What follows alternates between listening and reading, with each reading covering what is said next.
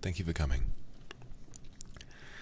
I'd like to say right away that I would have loved to use handcam today, but I was informed that while the story, the picture of Dorian Gray itself, may be in the public domain, the book it's published in probably is not. So, unfortunately, that won't be a possibility today, but perhaps another time when we find something different to read. Today, like I said, we're going to be reading either some or all, depending on how I feel, of The Picture of Dorian Gray by Oscar Wilde. Hopefully you're in a safe and comfortable place. Hopefully you've been having a productive and happy day, but if you haven't, hopefully I have a chance to distract you from the worries that you're feeling today. So all we can do is sit together, relax, and listen to a story. Thank you all for your very kind donations this evening. Sorry for starting so late as well. Had a long night last night, but should be okay now.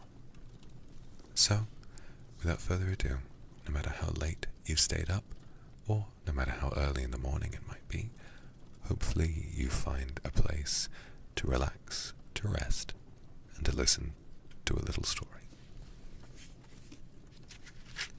Well, it's not that little.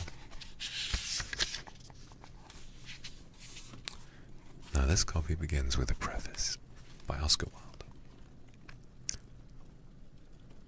The artist is the creator of beautiful things.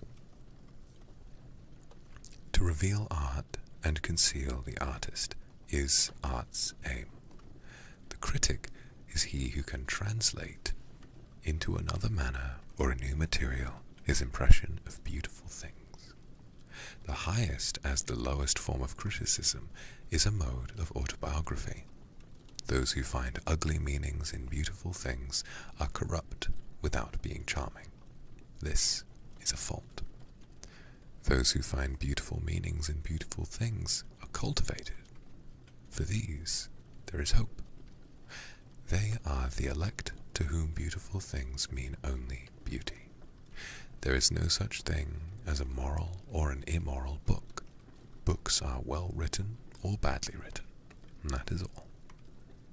The 19th century dislike of realism is the rage of Caliban seeing his own face in a glass.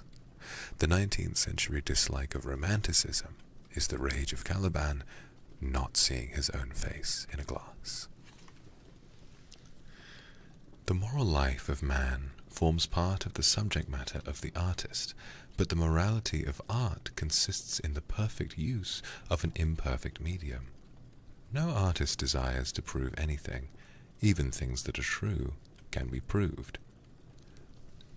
No artist has ethical sympathies. An ethical sympathy is an artist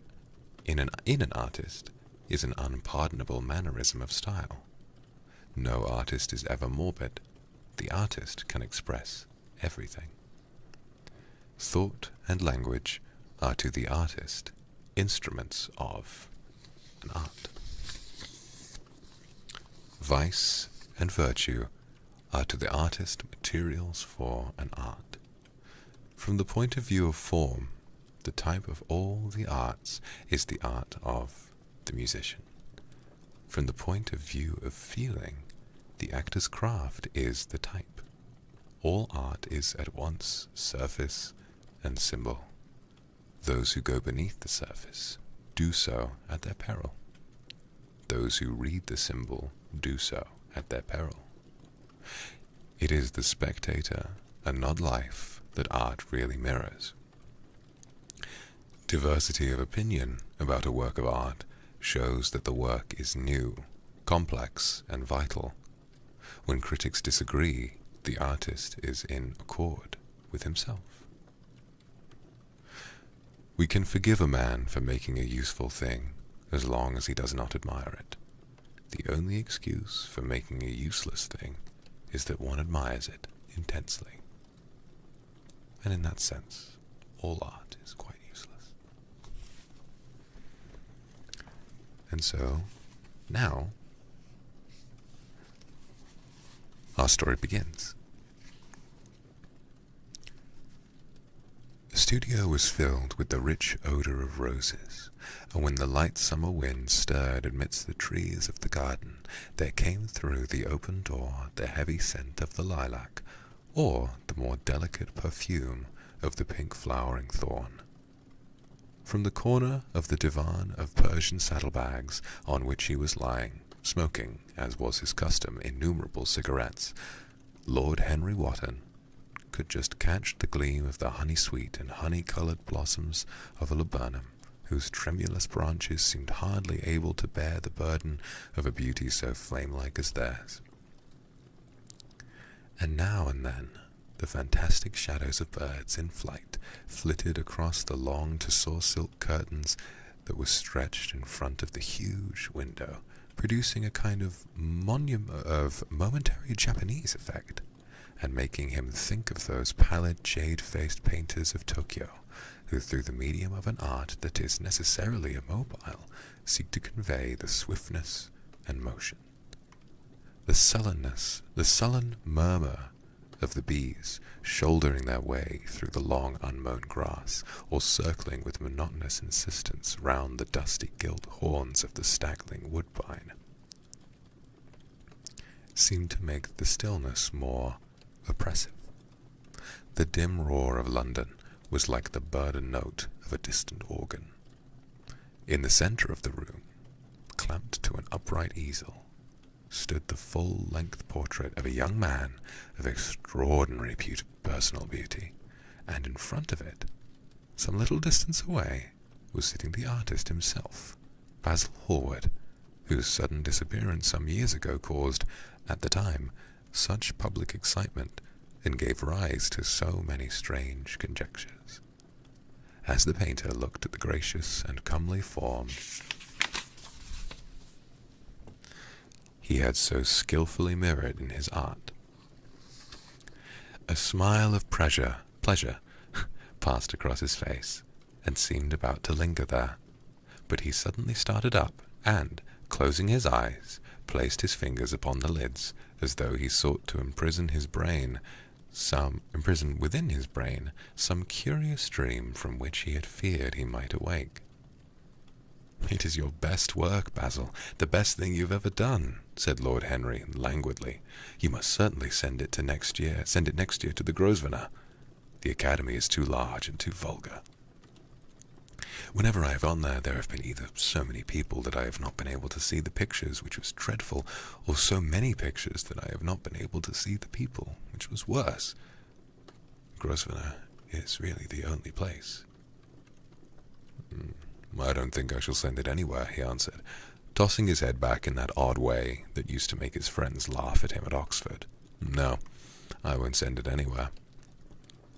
Lord Henry elevated his eyebrows and looked at him in amazement through the thin blue wreaths of smoke that curled up in such fanciful whirls from his heavy opium-tainted cigarette. "Not send it anywhere? My dear fellow, why? Have you any reason? What odd chaps you painters are! You do anything in the world to gain a reputation. As soon as you have one, you seem to want to throw it away. It is silly of you, for there is only one thing in the world worse than being talked about, and that is not being talked about. A portrait like this would set you far above all the young men in England, and make the old men quite jealous. If old men are ever capable of any emotion." "I know you will laugh at me," he replied, "but I really can't exhibit it. I have put too much of myself into it." Lord Henry stretched himself out on the divan and laughed. "Yes, I know you would, but it is quite true all the same. Too much of yourself in it. Upon my word, Basil, I didn't know you were so vain. And I really can't see any resemblance between you, with your rugged, strong face and your coal-black hair, and this young Adonis, who looks as if he was made out of ivory and rose-leaves. Why, my dear Basil, he is a Narcissus, and you, well, of course, you have an intellectual expression and all that, but beauty, real beauty, ends where an intellectual expression begins. Intellect is in itself a mode of exaggeration, and destroys the harmony of any face. The moment one sits down to think, one becomes all nose or all forehead or something horrid. Look at the successful men in any of the learned professions. Look how perfectly hideous they are, except, of course, in the church. But then in the church they don't think. A bishop keeps on saying at the age of 80 what he was told to say when he was a boy of 18, and as a natural consequence he always looks absolutely delightful. Your mysterious young friend, whose name you have never told me, but whose picture really fascinates me, never thinks. I feel quite sure of that. He is some brainless, beautiful creature who should be always here in winter when we have no flowers to look at, and always here in summer when we want something to chill our intelligence. Don't flatter yourself, Basil. You are not in the least like him. You don't understand me, Harry, answered the artist. Of course I am not like him. I know perfectly well. Indeed, I should be sorry to look like him. You shrug your shoulders. I'm telling you the truth. There is a fatality about all physical and intellectual distinction, the sort of fatality that seems to dog through history the faltering steps of kings. It is better not to be different from one's fellows. The ugly and the stupid have the best of it in this world. They can sit at their ease and gape at the play. If they know nothing of victory, they are at least spared the knowledge of defeat. They live as we all should live, undisturbed, indifferent, and without disquiet. They neither bring ruin upon others, nor ever receive it from alien hands. Your rank and wealth, Harry, my brains, such as they are, my art, whatever it may be worth, Dorian Gray's good looks, we shall all suffer for what the gods have given us. Suffer terribly. Dorian Gray, is that his name? Asked Lord Henry, walking across the studio towards Basil Hallward. Yes, that is his name. I didn't intend to tell it to you. Why not? Oh, I can't explain. When I like people immensely, I never tell their names to anyone. It is like surrendering a part of them. I've grown to love secrecy. It seems to be the one thing that can make modern life mysterious or marvelous to me. The commonest thing is delightful, if only one hides it. When I leave town now, I never tell my people where I am going. If I did, I would lose all my pleasure. It is a silly habit, I dare say, but somehow it seems to bring a great deal of romance into one's life. I suppose you think me awfully foolish about it. Not at all, answered Lord Henry. Not at all, my dear Basil. You seem to forget that I am married, and the one charm of marriage is that it makes a life of deception absolutely necessary for both parties. I never know where my wife is, and my wife never knows what I am doing.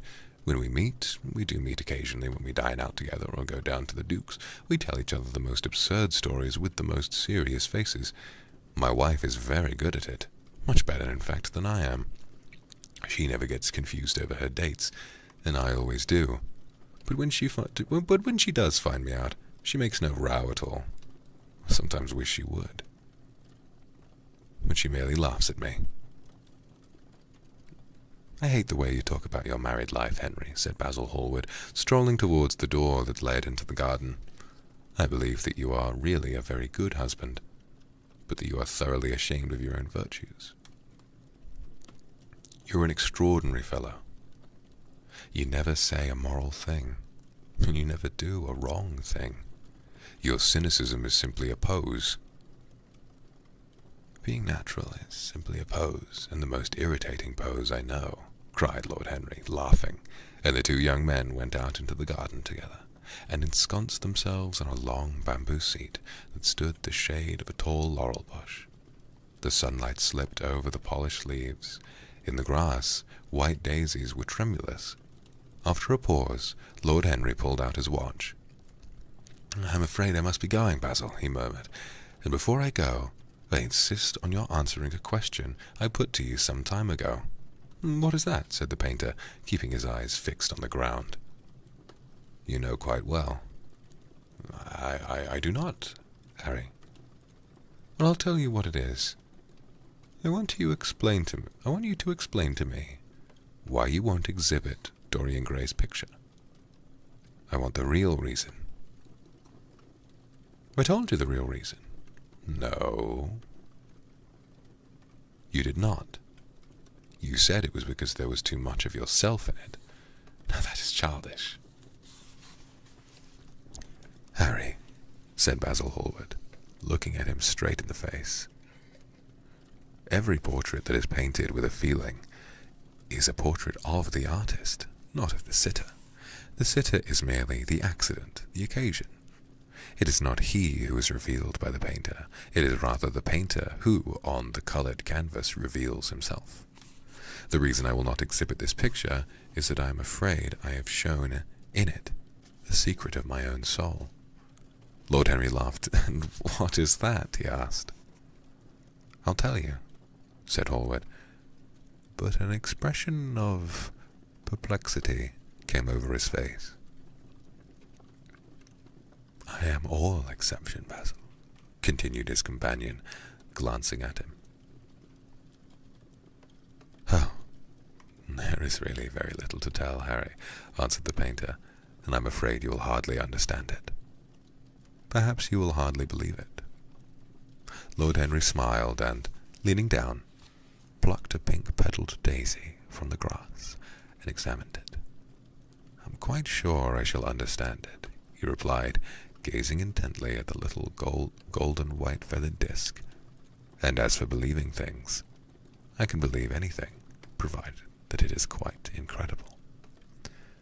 The wind shook some blossoms from the trees, and the heavy lilac blooms with their clustering stars moved to and fro in the languid air.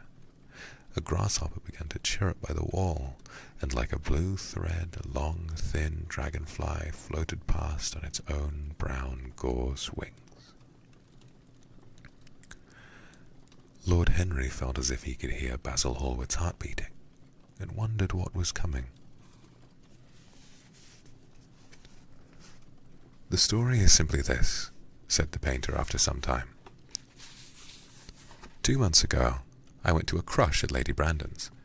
You know, we poor artists have to show ourselves in society from time to time, just to remind the public that we are not savages. With an evening coat and a white tie, you told me once, anybody, even a stockbroker, can gain a reputation for being civilized. Well,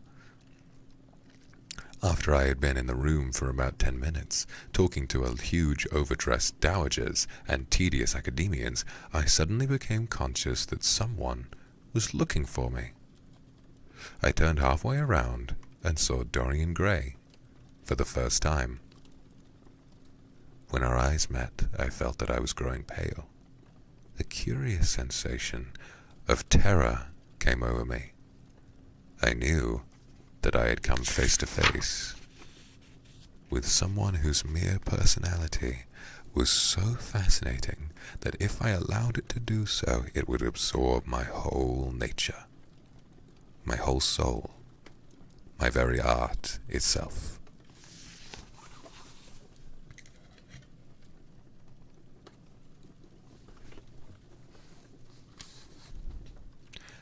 I did not want any external influence in my life. You know yourself, Harry, how independent I am by nature. I have always been my own master, had at least always been so, till I met Dorian Gray. Then, but I don't know how to explain it to you, something seemed to tell me that I was on the verge of a terrible crisis in my life. I had a strange feeling that fate had in store for me exquisite joys and exquisite sorrows. I grew afraid and turned to quit the room. It was not conscience that made me do so. It was a sort of cowardice. I take no credit to myself for trying to escape. Conscience and cowardice are really the same things, Basil. Conscience is the trade name of the firm, that is all. I don't believe that, Harry. And I don't believe you do either. However, whatever was my motive, and it may have been pride, for I used to be very proud. I certainly struggled to the door. There, of course, I stumbled against Lady Brandon. "You're not going to run away so soon, Mr. Hallwood?" she screamed out. You know her curiously shrill voice. "Yes, she is a peacock in everything but beauty," said Lord Henry, pulling the daisy to bits with his long, nervous fingers. "I could not get rid of her. She brought me up to royalties and people with stars and garters, and elderly ladies with gigantic tiaras and parrot noses. She spoke of me as her dearest friend. I had only met her once before, but she took it into her head to lionize me. I believe some picture of mine had made a great success at the time, at least had been chatted about in the penny newspapers, which is the 19th century standard of immortality. Suddenly, I found myself face to face with the young man whose personality had so strangely stirred me. We were quite close, almost touching. Our eyes met again. It was reckless of me, but I asked Lady Brandon to introduce me to him. Perhaps it was not so reckless after all. It was simply inevitable. We would have spoken to each other without any introduction, I'm sure of that. Dorian told me so afterwards. He, too, felt that we were destined to know each other. And how did Lady Brandon describe this wonderful young man?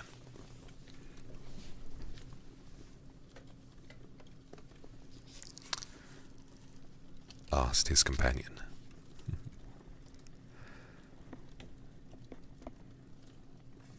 I know she goes in for giving a rapid précis of all her guests. I remember her bringing me up to a truculent and red-faced old gentleman covered all over with orders and ribbons and hissing into my ear in a tragic whisper which must have been perfectly audible to everybody in the room. The most astounding details. I simply fled. I like to find out people for myself. Lady Brandon treats her guests exactly as an auctioneer treats his goods. She either explains them entirely away or tells one everything about them, except what one wants to know. Poor Lady Brandon. You are hard on her, Harry, said Hallwood, listlessly. My dear fellow, she tried to found a salon and only succeeded in opening a restaurant. How could I admire her? But tell me, what did she say about Mr. Dorian Gray? Oh, something like, charming boy, poor dear mother and I absolutely inseparable, quite forget what he does, afraid he doesn't do anything. Oh yes, plays the piano, or is it the violin, dear Mr. Gray? Neither of us could help laughing, and we became friends at once. Laughter is not at all a bad beginning for a friendship, and it is far the best ending for one, said the young lord, plucking another daisy. Hallwood shook his head. You don't understand what friendship is, Harry, he murmured, or what enmity is, for that matter. You like everyone, that is to say, you are indifferent to everyone. How horribly unjust of you, cried Lord Henry, tilting his hat back and looking up at the little clouds that, like ravelled skeins of glossy white silk, were drifting across the hollowed turquoise of the summer sky. Yes, horribly unjust of you. I make a great difference between people. I choose my friends for their good looks, my acquaintances for their good characters, and my enemies for their good intellects. A man cannot be too careful in the choice of his enemies. I have not got one who is a fool. They are all men of some intellectual power, and consequently they all appreciate me. Is that very vain of me? I think it is rather vain. I should think it was, Harry. But according to your category, I must be merely an acquaintance.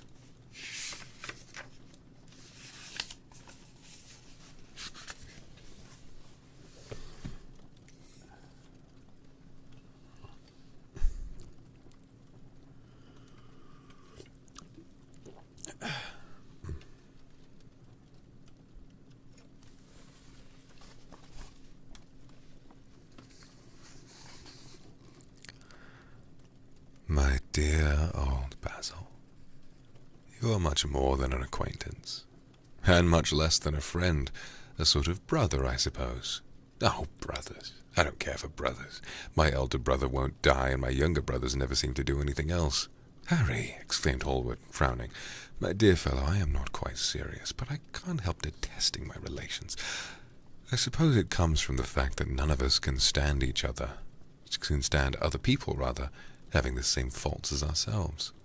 I quite sympathize with the rage of the English democracy against what they call the vices of upper orders. The masses feel that drunkenness, stupidity, and immorality should be their own special property, and that if any one of us makes an ass of himself, he is poaching on the preserves. When poor Southwark goes into the divorce court, their indignation was quite magnificent, and yet I don't suppose that 10% of the proletariat live correctly.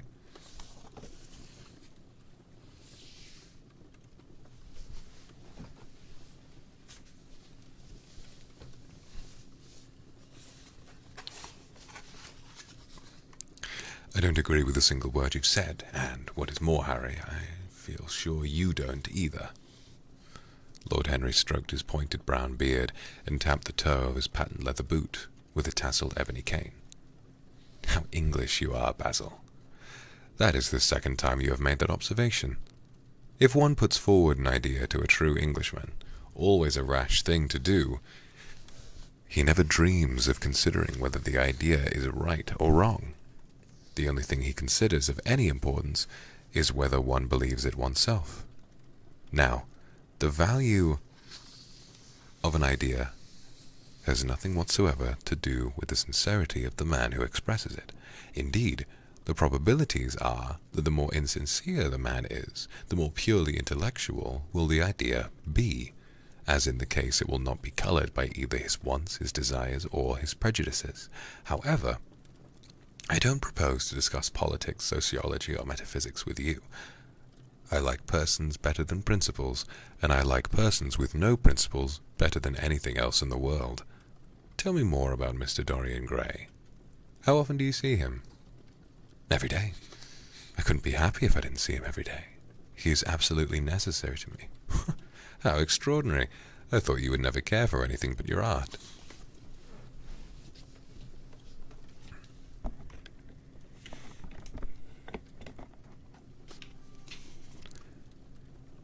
He is all my art to me now, said the painter gravely. I sometimes think, Harry, that there are only two eras of any importance in the world's history. The first is the appearance of new medium for art, and the second is the appearance of new personality for art also. What the invention of oil painting was to the Venetians, the face of... how do I pronounce that? Antinous was to lake Greek sculpture, in the face of Dorian Gray will someday be to me. It is not merely that I paint from him, draw from him, sketch from him. Of course I have done all that. But he is much more to me than a model or a sitter. I won't tell you that I'm dissatisfied with what I've done of him, or that his beauty is such that art cannot express it. There is nothing that art cannot express. And I know that the work I have done, since I met Dorian Gray, is good work, is the best work of my life. But in some curious way,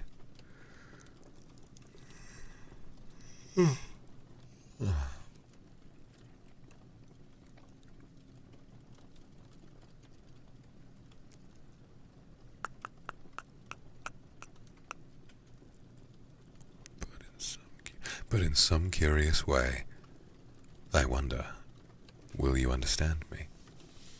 His personality has suggested to me an entirely new manner in art, an entirely new mode of style. I see things differently. I think of them differently.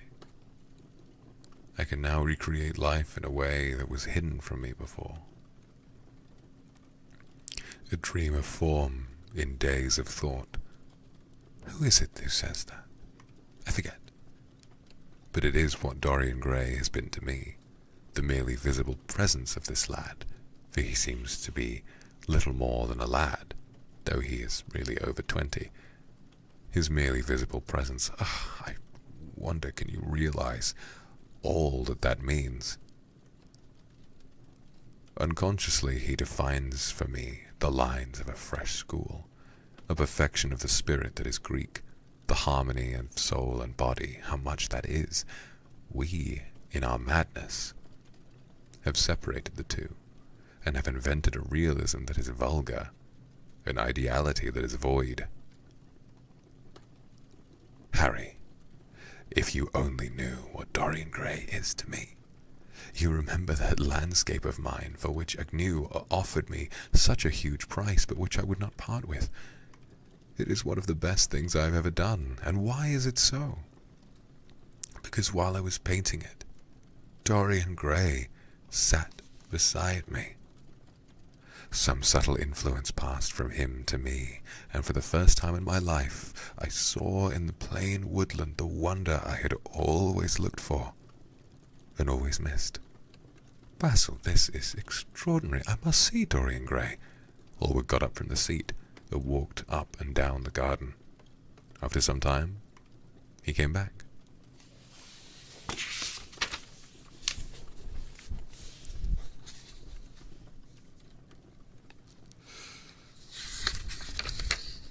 Harry, he said, Dorian Gray is to me simply a motive in art. You might see nothing in him. I see everything in him. He is never more present in my work than when no image of him is there. He is a suggestion, as I've said, of a new manner. I find him in the curves of certain lines, in the loveliness and subtleties of certain colours. That is all. Then why won't you exhibit his portrait? Asked Lord Henry. Because, without intending it, I have put into it some expression of all of this curious artistic idolatry, of which, of course, I have never cared to speak to him. He knows nothing about it. He shall never know anything about it. But the world might guess it, and I will not bare my soul to their shallow prying eyes. My heart shall never be put under their microscope. There is too much of myself in the thing, Harry, too much of myself. Poets are not so scrupulous as you are. They know how useful passion is for publication. Nowadays, a broken heart will run to many editions. I hate them for it, cried Hallward. An artist should create beautiful things, but should put nothing of his own life into them. We live in an age when men treat art as if it were meant to be a form of autobiography. We have lost the abstract sense of beauty. Some day I will show the world what it is, and for that reason the world shall never see my portrait of Dorian Gray. I think you're wrong, Basil, but I won't argue with you. It is only the intellectually lost who ever argue. Tell me, is Dorian Gray very fond of you? The painter considered for a few moments. He likes me, he answered after a pause. I know he likes me. Of course I flatter him dreadfully. I find a strange pleasure in saying things to him that I know I shall be sorry for having said. As a rule, he is charming to me, and we sit in the studio and talk of 1,000 things. Now and then, however, he is horribly thoughtless, and seems to take a real delight in giving me pain. Then I feel, Harry, that I have given away my whole soul to someone who treats it as if it were a flower to put in his coat, a bit of decoration to charm his vanity, an ornament for a summer's day. Days in summer, Basil, are apt to linger, murmured Lord Henry. Perhaps you will tire sooner than he will. It is a sad thing to think of, but there is no doubt that genius lasts longer than beauty. That accounts for the fact that we will all take such pains to overeducate ourselves. In the wild struggle for existence, we want to have something that endures, and so we fill our minds with rubbish and facts in the silly hope of keeping our place. The thoroughly well-informed man, that is the modern ideal. And the mind of a thoroughly well-informed man is a dreadful thing. It is like a bric-a-brac shop, all monsters and dust, with everything priced above its proper value. I think you will tire first, all the same. Some day you will look at your friend and he will seem to you to be a little out of drawing, or you won't like his tone, something. You will bitterly reproach him in your own heart, and seriously think that he has behaved very badly to you. The next time he calls, you will be perfectly cold and indifferent. It'll be a great pity, for it will alter you. What you have told me is quite a romance of art, one might call it, and the worst of having a romance of any kind is that it leaves one so unromantic. Harry, don't talk like that. As long as I live, the personality of Dorian Gray will dominate me. You can't feel what I feel. You change too often.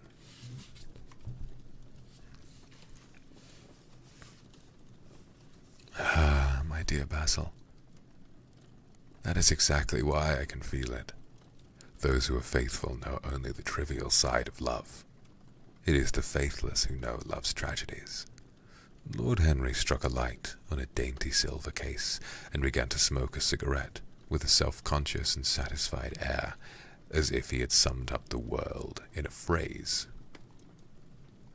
There was a rustle of chirruping sparrows in the green lacquer leaves of the ivy, and the blue cloud shadows chased themselves across the grass like swallows. How pleasant it was in the garden, and how delightful other people's emotions were, much more delight than their ideas, which seemed to him. One's own soul and the passion of one's friends, those were the fascinating things in life. He pictured to himself with silent amusement the tedious luncheon that he had missed by staying so long with Basil Hallward. Had he gone to his aunt's, he would have been sure to have met Lord Goodbody there, and the whole conversation would have been about feeding of the poor and for the necessity for model lodging houses. Each class would have preached the importance of those virtues for whose exercise there was no necessity in their own lives. The rich would have spoken on the value of thrift, and the idle grown eloquent over the dignity of labor. It was charming to have escaped all that. As he thought of his aunt, an idea seemed to strike him. He turned to Hallward and said, "My dear fellow, I have just remembered." "Remembered what, Harry?" "Where I heard the name Dorian Gray." "Where was it?" asked Hallward with a slight frown. "Don't look so angry, Basil. It was at my Aunt Lady Agatha's. She told me she had discovered a wonderful young man who was going to help her in the East End, and that his name was Dorian Gray."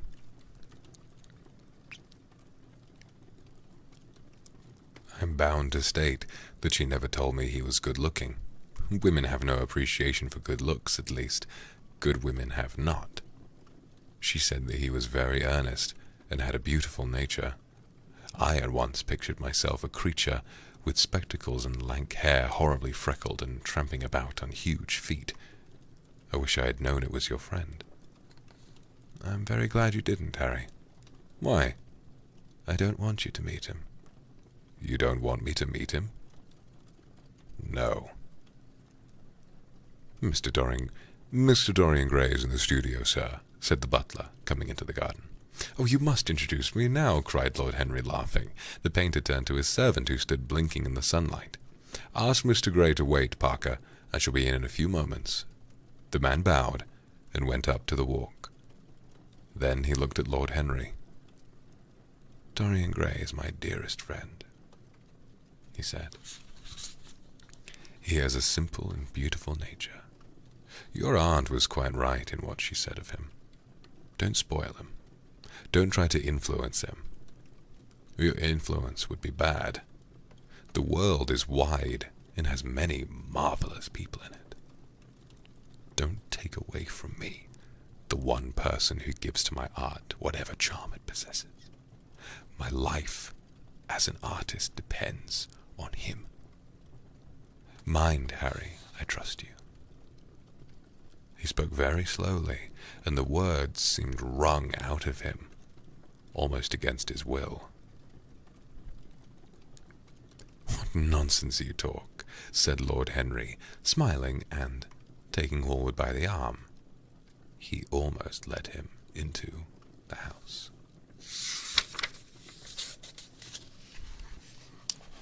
And history will say they were very good friends.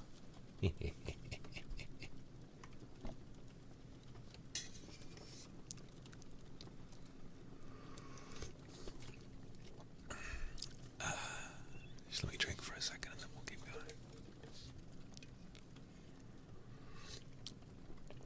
going.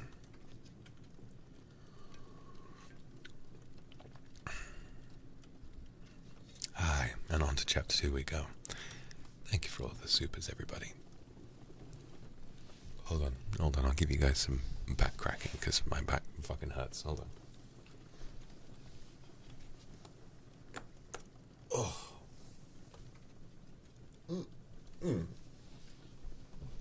That's better. Oh, it's tea. I wish I'd got some hot chocolate, to be honest. That would be nice.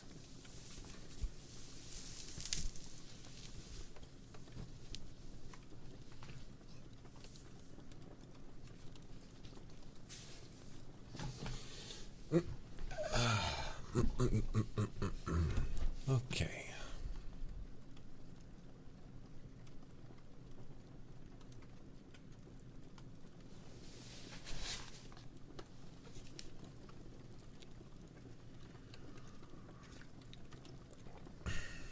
Thank you for all of the donations, gifted members. Thank you very much, everyone.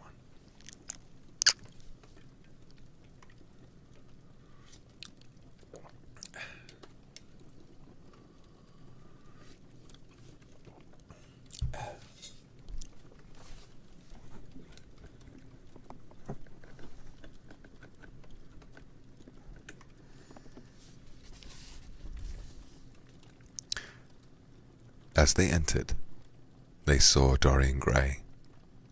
He was seated at the piano, with his back to them, turning over the pages of a volume of Schumann's forest scenes. "You must lend me these, Basil," he cried. "I want to learn them. They're perfectly charming." "That entirely depends on how you sit today, Dorian." "Oh, I'm tired of sitting, and I don't want a life-size portrait of myself," answered the lad, swinging around on the music stool in a wilful, petulant manner. When he caught sight of Lord Henry, a faint blush coloured his cheeks for a moment, and he started up. "I beg your pardon, Basil, but I didn't know you had anyone with you." "Oh, this is Lord Henry Wotton, Dorian, an old Oxford friend of mine. I have just been telling him what a capital sitter you were, and now you've spoiled everything." "You have not spoiled my pleasure in meeting you, Mr. Gray," said Lord Henry, stepping forward and extending his hand. "My aunt has often spoke to me about you. You are one of her favourites, and I am afraid, one of her victims also." "I am in Lady Agatha's black books at present," answered Dorian, with a funny look of penitence. "I promised to go to a club in Whitechapel with her last Tuesday, and I really forgot all about it. We were to have played a duet together. 3 duets, I believe. I don't know what she will say to me. I am far too frightened to call." "Oh, I will make your peace with my aunt. She is quite devoted to you, and I don't think it really matters about your not being there. The audience probably thought it was a duet. When Aunt Agatha sits down to the piano, she makes quite enough noise for 2 people." "That is very horrid to hear, and not very nice to me," answered Dorian, laughing. Lord Henry looked at him. Yes, he was certainly wonderfully handsome, with his finely curved scarlet lips, his frank blue eyes, his crisp gold hair. There was something in his face that made one trust him all at once. The candour of youth was there, as well as youth's passionate purity. One felt that he had kept himself unspotted from the world.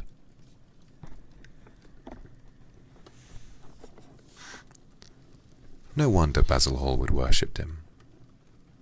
"You are too charming to go in for philanthropy, Mr. Gray. Far too charming." And Lord Henry flung himself down on the divan and opened his cigarette case. The painter had been busy mixing his colours and getting his brushes ready. He was looking worried, and when he heard Lord Henry's last remark, he glanced at him hesitated for a moment, and then said, "Harry, I want to finish this picture today. Would you think it awfully rude of me if I asked you to go away?" Lord Henry smiled and looked at Dorian Gray. "Am I to go, Mr. Gray?" he asked. "Oh, please don't, Lord Henry. I see that Basil is in one of his sulky moods, and I can't bear him when he sulks. Besides, I want you to tell me why I should not go in for philanthropy." "I don't know I don't know that I should tell you that, Mr. Gray.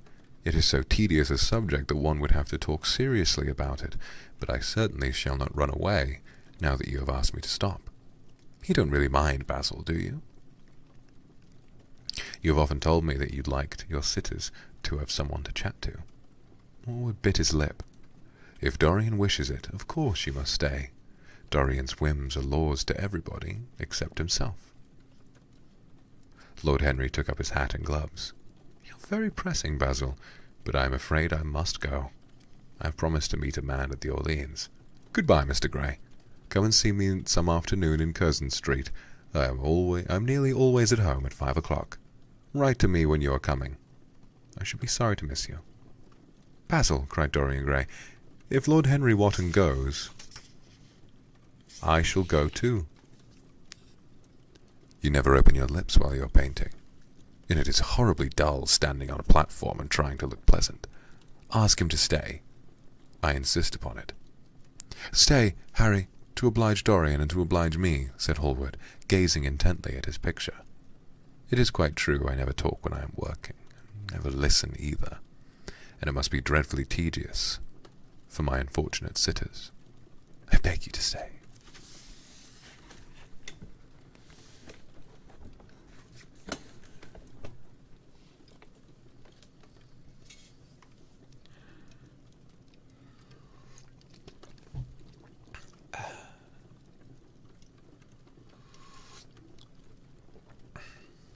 I need some more tea, I'm sleepy.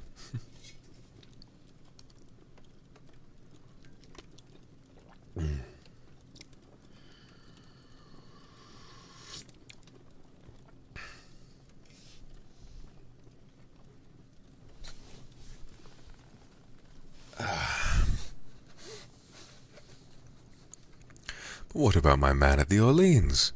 The painter laughed. "I don't think there will be any difficulty about that."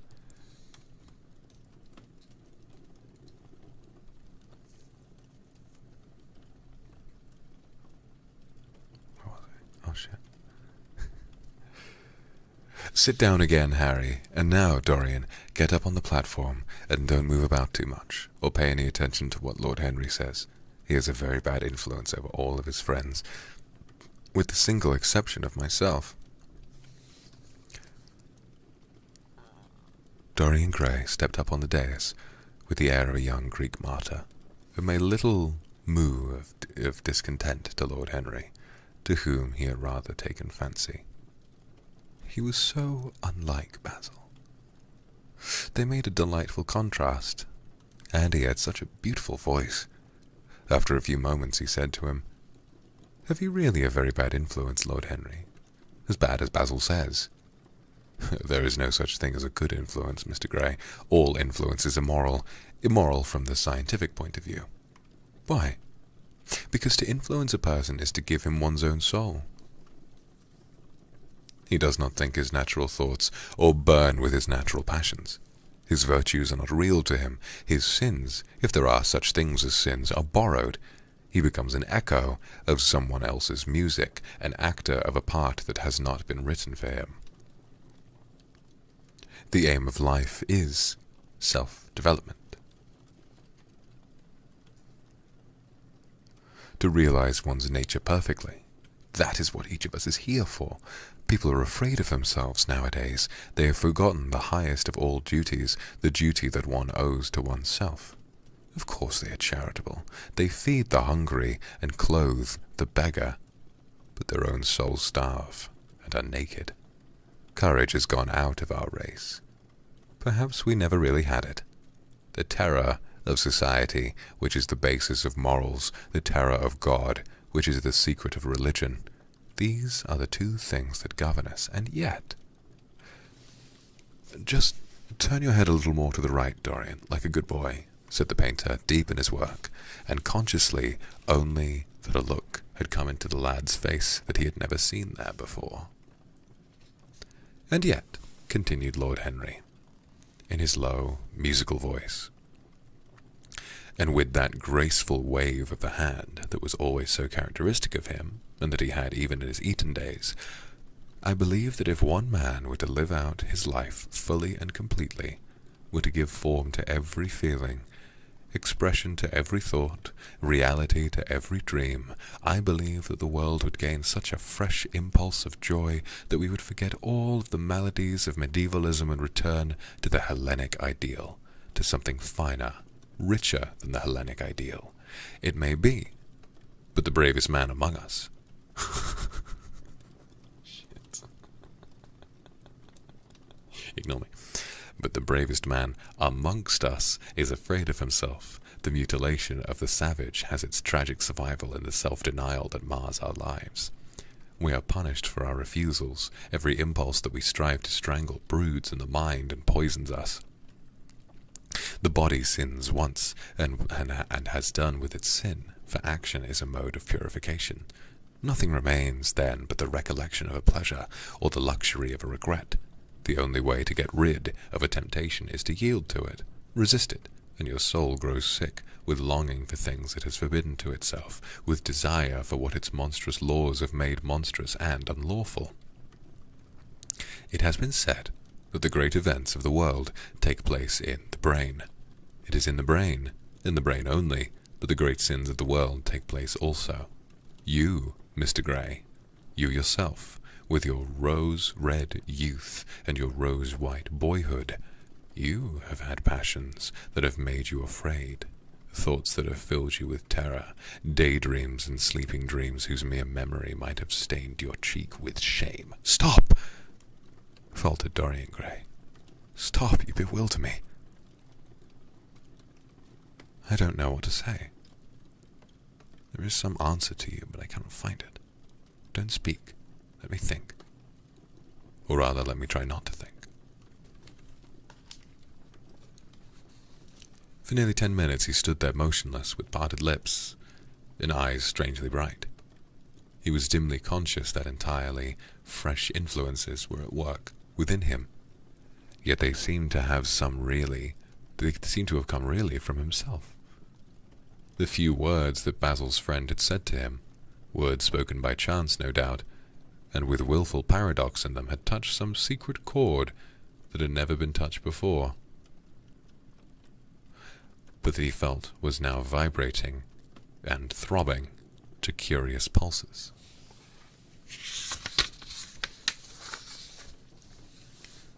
Music had stirred him like that. Music had troubled him many times, but music was not articulate. It was not a new world, but rather another chaos that it created in us. Words, mere words, how terrible they were, how clear and vivid and cruel. One could not escape from them, and yet what a subtle magic there was in them. They seemed to be able to give a plastic form to formless things, and to have a music of their own as sweet as that of viol or of lute. Mere words! Was there anything so real as words? Yes, there had been things in his boyhood that he had not understood, and he understood them now. Life suddenly became fiery-colored to him. It seemed to him that he had been walking in fire. Why had he not known it? With his subtle smile, Lord Henry watched him. He knew the precise psychological moment when to say nothing. He felt intensely interested. He was amazed at the sudden impression that his words had produced, and remembering a book that he had read when he was 16, a book which had revealed to him much that he had not known before, he wondered whether Dorian Gray was passing through a similar experience. He had merely shot an arrow into the air. Had it hit the mark? How fascinating the lad was! Hallward painted away with that marvellous bold touch of his, that had the true refinement and perfect delicacy that, in art at any rate, comes only from strength.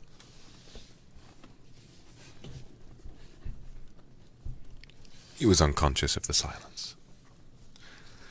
Basil, I'm tired of standing, cried Dorian Gray suddenly. I must go out and sit in the garden. The air is stifling here. My dear fellow, I am so sorry. When I am painting, I can't think of anything else, but you never sat better. You were perfectly still. Then I've caught the effect I wanted, the half-parted lips and the bright look in the eyes. I don't know what Harry has been saying to you, but he has certainly made you the most wonderful expression. I suppose he has been paying you compliments. You mustn't believe a word he says. He has certainly not been paying me compliments. Perhaps that is the reason I don't believe anything he's told me. You know you believe it all, said Lord Henry, looking at him with his dreamy, languorous eyes. I will go out to the garden with you. It is horribly hot in the studio. Basil, let us have something iced to drink. Something with strawberries in it. Certainly, Harry. Just touch the bell, and when Parker comes, I will tell him what you want. I have got to work up this background, so I will join you later. Don't keep Dorian too long. I have never been in better form for painting than I am today. This is going to be my masterpiece. It is my masterpiece as it stands.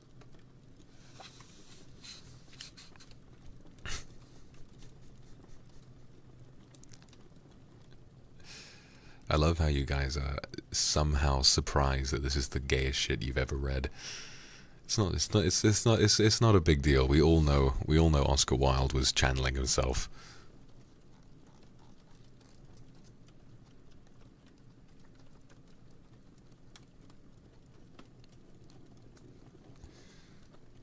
Lord Henry went out into the garden and found Dorian Gray burying his face in the great cool lilac blossoms, feverishly drinking in their perfume as if it had been wine. He came close to him and put his hand upon his shoulder. You are quite right to do that, he murmured. Nothing can cure the soul but the senses, just as nothing can cure the senses but the soul. The lad started and drew back. He was bareheaded, and the leaves had tossed his rebellious curls and tangled all their gilded threads. There was a look of fear in his eyes, such as people have when they are suddenly awakened. His finely chiseled nostrils quivered, and some hidden nerve shook the scarlet of his lips and left them trembling. Yes, continued Lord Henry, that is one of the great secrets of life, to cure the soul by means of the senses, and the senses by means of the soul. You are a wonderful creation. You know more than you think you know, just as you know less than you want to know. Dorian Gray frowned and turned his head away. He could not help liking the tall, graceful young man who was standing by him. His romantic olive-colored face and worn expression interested him. There was something in his low, languid voice that was absolutely fascinating. His cool, white, flower-like hands even had a curious charm. They moved, as he spoke, like music, and seemed to have a language of their own. But he felt afraid of him, and ashamed of being afraid. Why it had been left for a stranger to reveal him to himself? He had known Basil Hallward for months, but the friendship between them had never altered him. Suddenly there had come someone across his life who seemed to have disclosed to him life's mystery. And yet, what was there to be afraid of? He was not a schoolboy or a girl. It was absurd to be frightened. Let us go and sit in the shade, said Lord Henry. Parker has brought out the drinks. And if you stay any longer in this glare, you'll be quite spoiled. And Basil will never paint you again. You really must not allow yourself to become sunburned. It'd be unbecoming. Oh, what can it matter, cried Dorian Gray, laughing as he sat down on the seat at the end of the garden. It should matter everything to you, Mr. Gray. Why? Because you have the most marvelous youth, and youth is the one thing worth having. I don't feel that, Lord Henry. No, you don't feel it now. Some day, when you're old and wrinkled and ugly, when thought has seared your forehead with its lines, and passion branded your lips with its hideous fires, you will feel it. You will feel it terribly. Now, wherever you go, you charm the world. Will it always be so? You have a wonderfully beautiful face, Mr. Gray. Don't frown. Don't frown. You have. And beauty is a form of genius. Is higher, indeed, than genius, as it needs no explanation. It is one of the great facts of the world, like sunlight or springtime, or the reflection in dark waters of that silver shell we call the moon. It cannot be questioned. It has its divine right of sovereignty. It makes princes of those who have it. You smile? When you have lost it, you won't smile. People say sometimes that beauty is only superficial. That may be so. But at least it is not so superficial as thought is. To me, beauty is the wonder of wonders. It is only shallow people who do not judge by appearances. The true mystery of the world is the visible, not the invisible. Yes, Mr. Gray. The gods have been good to you, but what the gods give, they quickly take away. You have only a few years in which to live really, perfectly, and fully. When your youth goes, your beauty will go with it, and then you will suddenly discover that there are no triumphs left for you.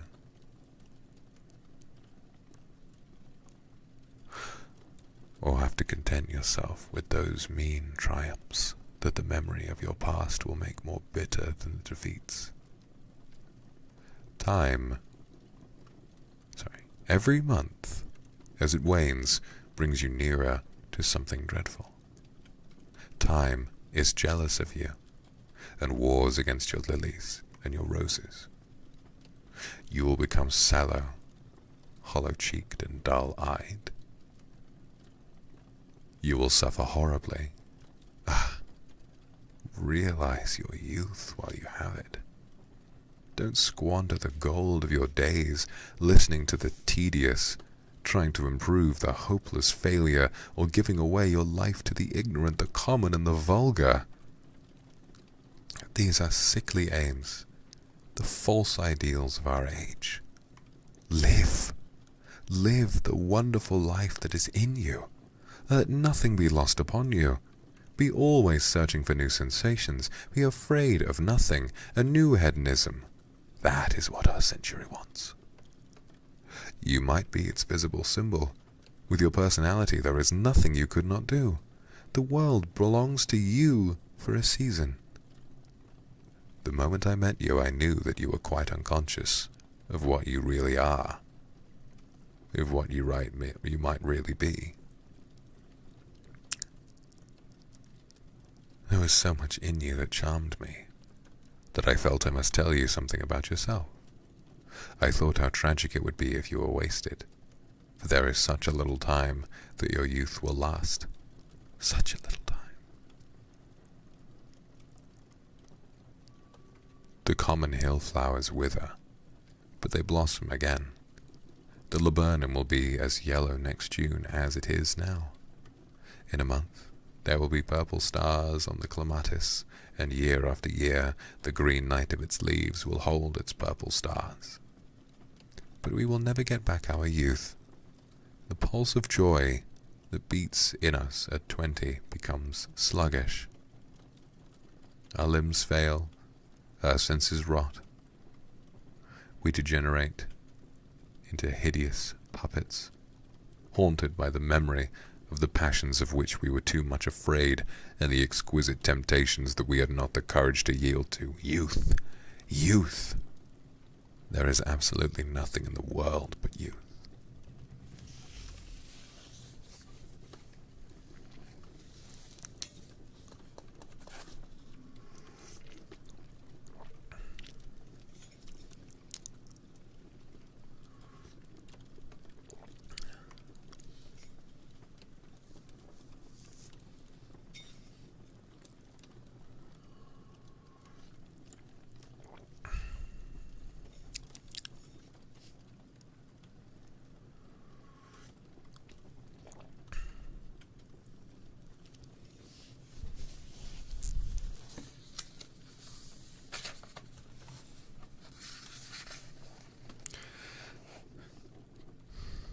Dorian Gray listened, open-eyed and wondering. The spray of lilac fell from his hand upon the gravel. A furry bee came and buzzed around it for a moment, and then it began to scramble all over the oval stellated globe of the tiny blossoms. He watched it with that strange interest in trivial things that we try to develop when things of high import make us afraid, or when we are stirred by some new emotions for which we cannot find expression, or for when some thought that terrifies us lays sudden siege to the brain and calls on us to yield. After a time, the bee flew away. He saw it creeping into the stained trumpet of a Tyrian convolvulus. The flower seemed to quiver, and then swayed gently to and fro. Suddenly, the painter appeared at the door of the studio and made staccato signs for them to come in. They turned to each other and smiled. "I'm waiting," he cried. "Do come in, the light is quite perfect, and you can bring your drinks." They rose up and sauntered down the walk together. 2 green and white butterflies fluttered past them, and in the pear tree in the corner of the garden a thrush began to sing. "You are glad to have met me, Mr. Gray," said Lord Henry, looking at him. "Yes, I'm glad now. I wonder, shall I always be glad?" "Always? That is a dreadful word. It makes me shudder when I hear it. Women are so fond of using it. They spoil every romance by trying to make it last forever. It is a meaningless word, too.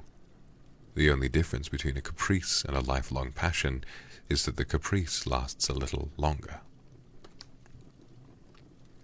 As they entered the studio, Dorian Gray put his hand upon Lord Henry's arm.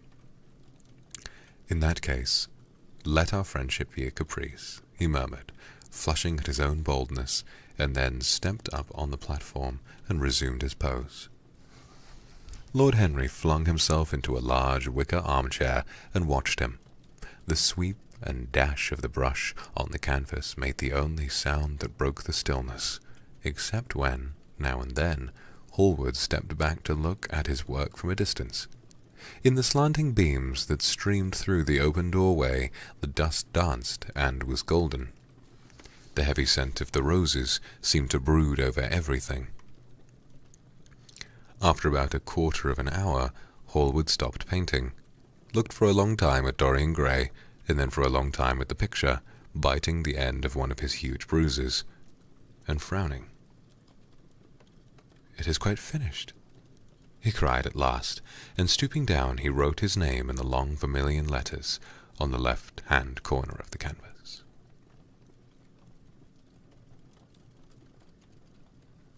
Lord Henry came over and examined the picture. Brushes. Shut the fuck up. Brushes, whatever. Lord Henry came over and examined the picture. It was certainly a wonderful work of art, and a wonderful likeness as well. "My dear fellow, I congratulate you most warmly," he said. "It is the finest portrait of modern times, Mr. Gray. Come over and look at yourself." The lad started as if awakened from some dream. "Is it really finished?" he murmured, stepping down from the platform. "Quite finished," said the painter, "and you have sat splendidly today. I am awfully obliged to you." "That is entirely due to me," broke in Lord Henry, "isn't it, Mr. Gray?" Dorian made no answer, but passed listlessly in front of his picture and turned towards it. When he saw it, he drew back, and his cheeks flushed for a moment with pleasure. A look of joy came into his eyes, as if he had recognized himself for the first time. He stood there motionless and in wonder, dimly conscious that Hallward was speaking to him, but not catching the meaning of his words. The sense of his own beauty came on him like a revelation. He had never felt it before.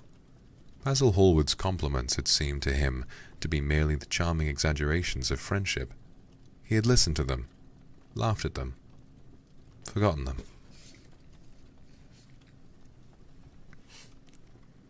They had not influenced his nature. And then had come Lord Henry Wotton, with his strange panegyric on youth, his terrible warning of its brevity. That had stirred him at the time, and now, as he stood gazing at the shadow of his own loveliness, the full reality of the description flashed across him.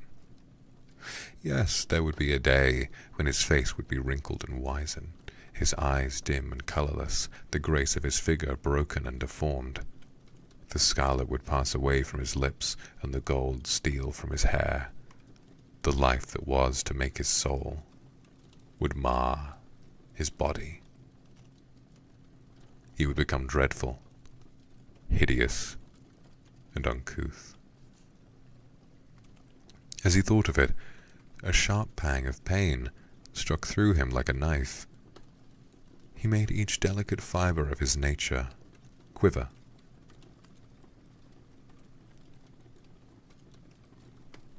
His eyes deepened into amethyst, and across them came a mist of tears.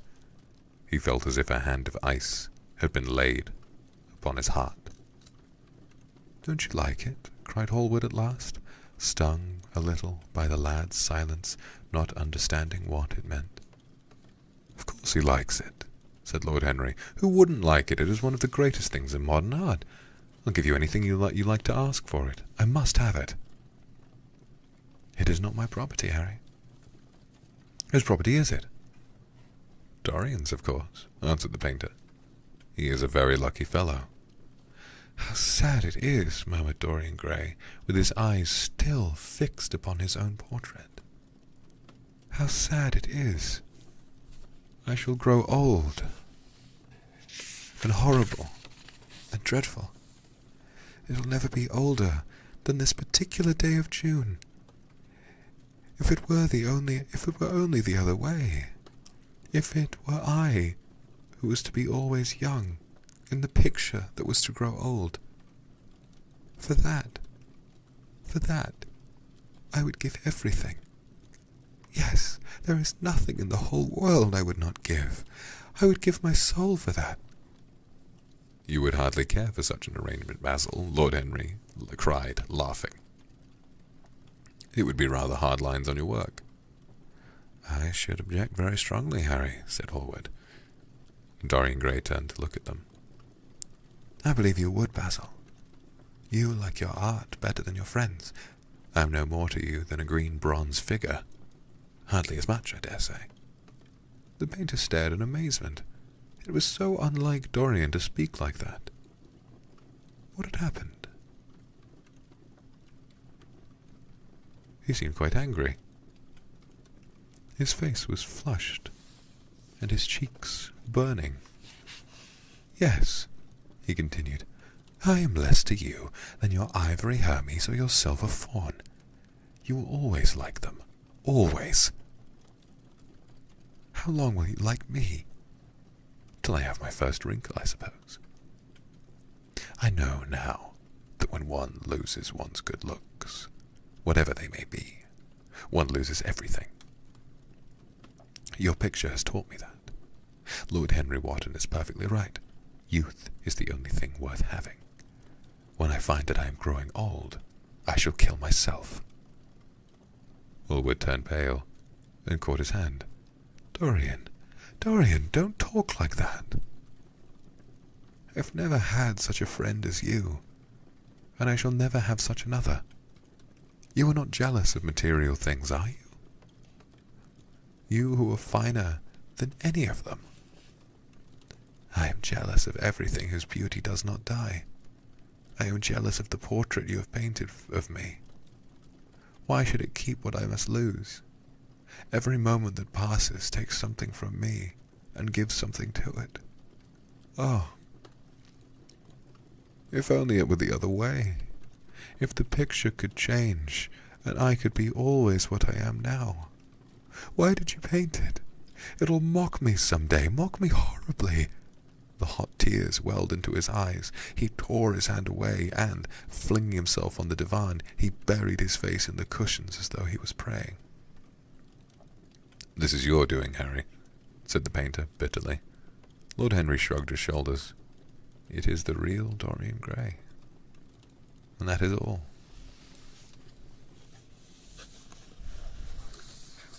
It is not. If it is not, what do I have to do with it? You should not. You should have gone away when I asked you, he muttered. I stayed when you asked me, was Lord Henry's answer. Harry, I can't quarrel with my two best friends at once, but between you both you have made me hate the finest piece of work I have ever done, and I will destroy it. What is it but canvas and colour? I will not let it come across our 3 lives and mar them.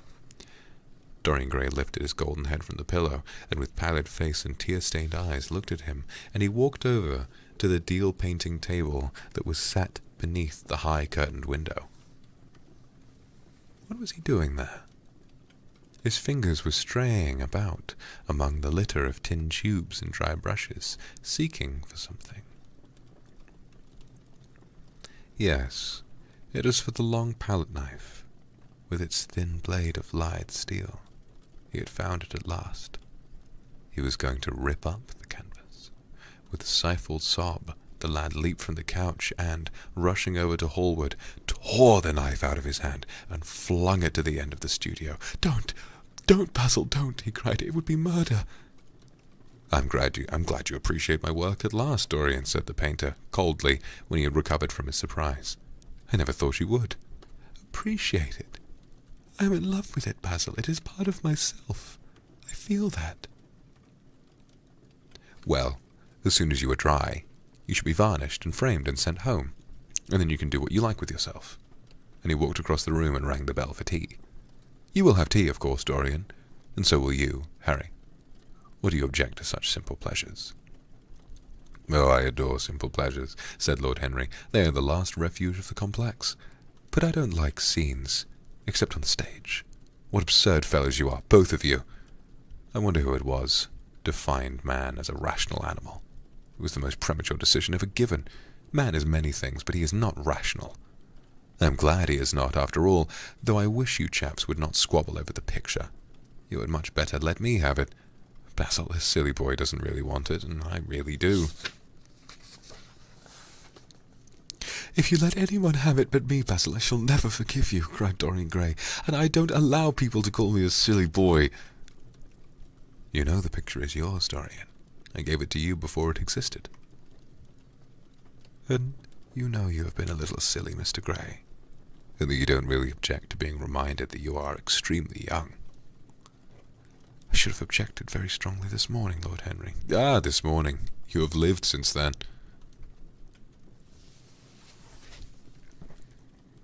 There came a knock at the door, and the butler entered with a laden tea tray and set it down upon a small Japanese table. There was a rattle of cups and saucers, and the hissing of a fluted Georgian urn.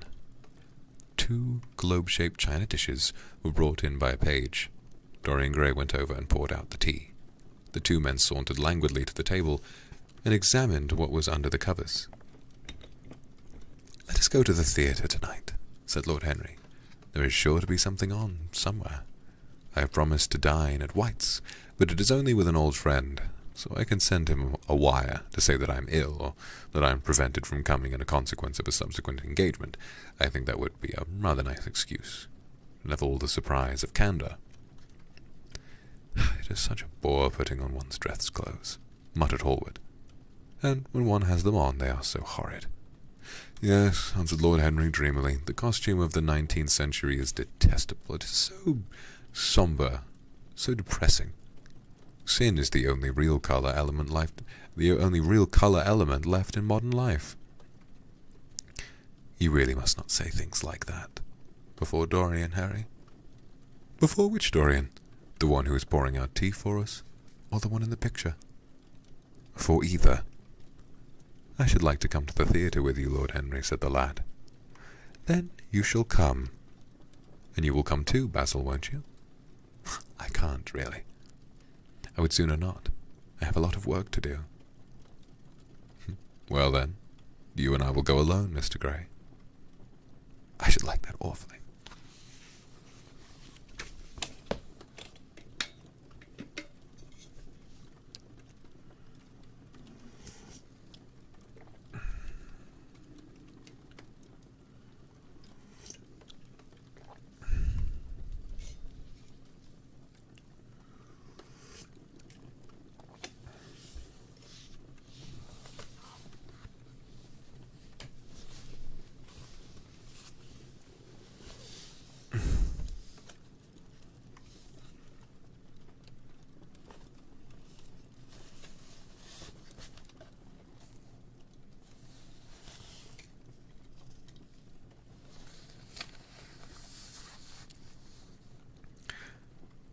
The painter bit his lip and walked over, cup in hand, to the picture. "I shall stay with the real Dorian," he said sadly. "Is it the real Dorian?" cried the original of the portrait, strolling across to him. "Am I really like that?" "Yes, you are just like that." "How wonderful, Basil." "At least you are like it in appearance, but it will never alter," sighed Hallward. "That is something." "What a fuss people make about fidelity," exclaimed Lord Henry. "Why, even in love, it is purely a question for physiology. It has nothing to do with our own will. Young men want to be faithful, and are not. Old men want to be faithless, and cannot.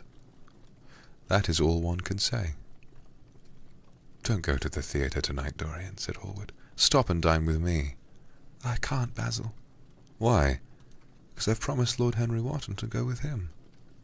"He won't like you the better for keeping your promises. He always breaks his own." "I beg you not to go." Dorian Gray laughed and shook his head. "I entreat you." The lad hesitated and looked over at Lord Henry, who was watching them from the tea-table with an amused smile. "I must go, Basil," he answered. "Very well," said Hallward, and he went over and laid down his cup on the tray. "It is rather late, and you have to dress. You had better lose no time. Goodbye, Harry. Goodbye, Dorian. Come and see me soon. Come tomorrow." "Certainly. You won't forget?" "No, of course not," cried Dorian. "And, Harry—" "Yes, Basil?" "Remember what I asked you when we were in the garden this morning?" "I've forgotten it. I trust you." "I wish I could trust myself," said Lord Henry, laughing. "Come, Mr. Gray. My hansom is outside, and I can drop you at your own place.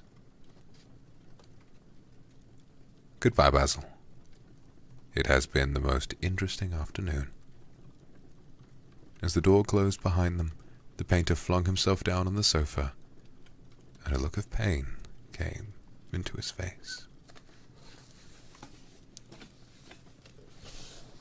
So ends chapter 2.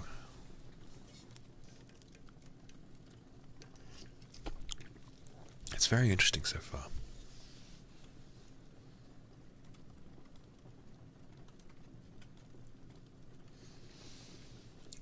Just stretch out my back a little.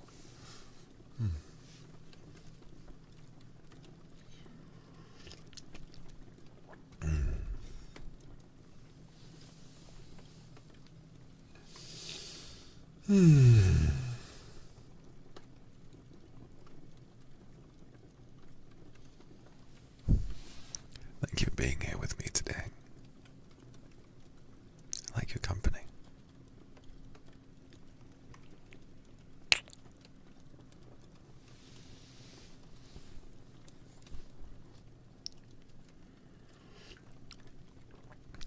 Oh.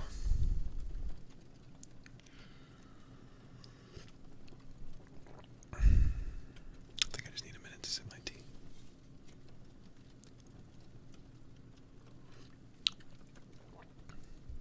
I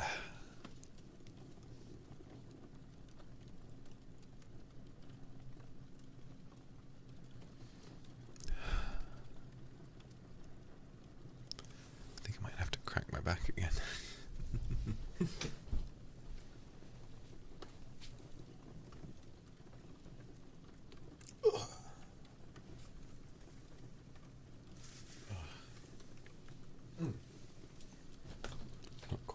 Not quite as crispy as last time.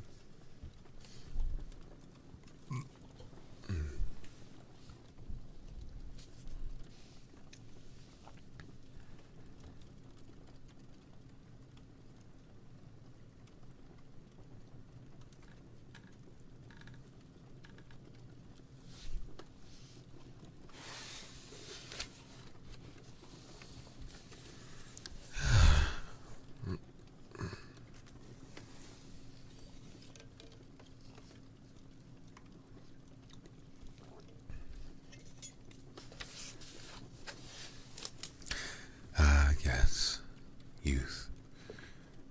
If only only it were the fan art that would age, such that I could stay young. This is all a joke, of course. I'm reading this and chuckling. Imagine aging, Lamau.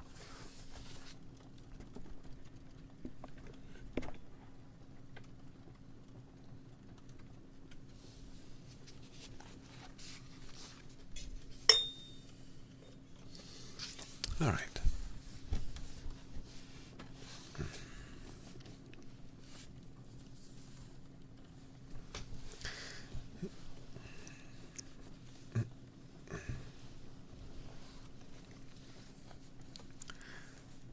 At 12:30 the next day, Lord Henry Wotton strolled from Curzon Street over to the Albany to call on his uncle, Lord Fulmore, a genial if somewhat rough-mannered old bachelor, whom the outside world called selfish because it derived no particular benefit from him, but who was considered generous by society as he fed the people who amused him, whose father had been our ambassador at Madrid when Isabella was young and prim, unthought of, but had retired from the diplomatic service in a capricious moment of annoyance on not being offered the embassy at Paris, a post to which he considered that he was fully entitled by reason of his birth, his indolence, the good English of his dispatches, and his inordinate passion for pleasure.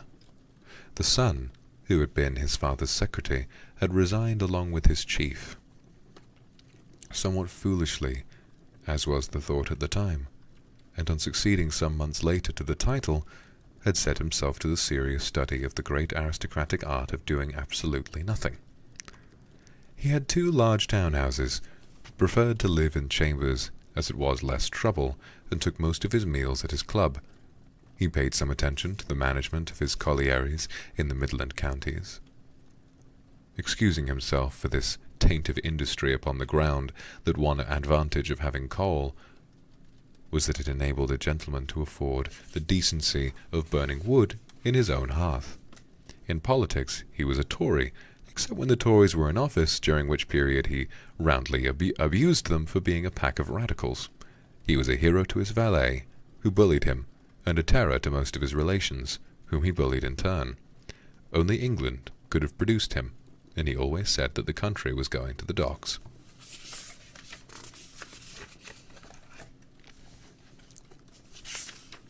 His principles were out of date, and there was a good deal to be said for his prejudices.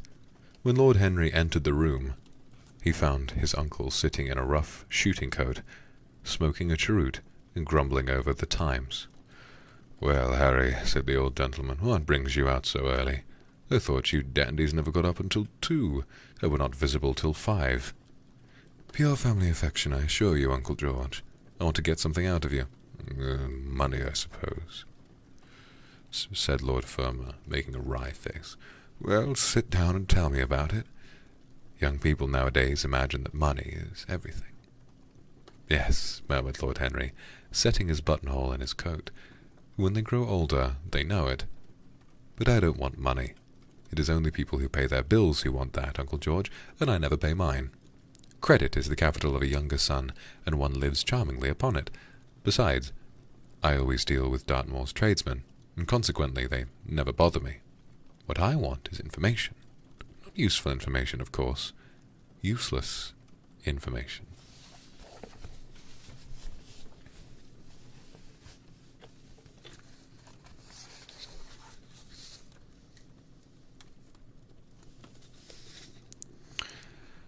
"Well, I can tell you anything that is in an English blue book, Harry, though those fellows always write a lot of nonsense.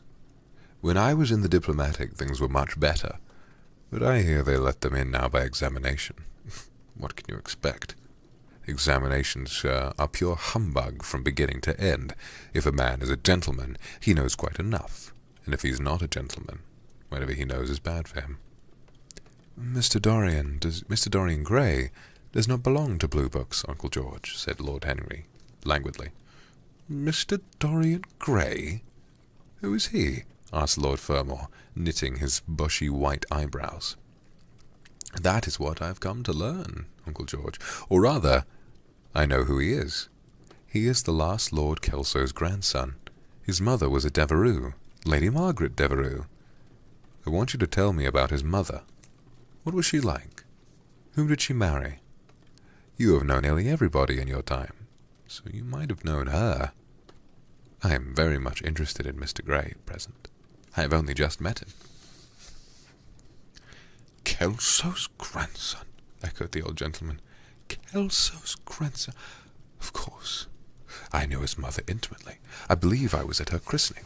She was an extraordinarily beautiful girl, Margaret Devereux, and she made all the men frantic by running away with a penniless young fellow, a mere nobody, a subaltern in a foot regiment or something of that kind. Certainly, I remember the whole thing as if it had happened yesterday. The poor chap was killed in a duel at Spa a few months after the marriage. There was an ugly story about it.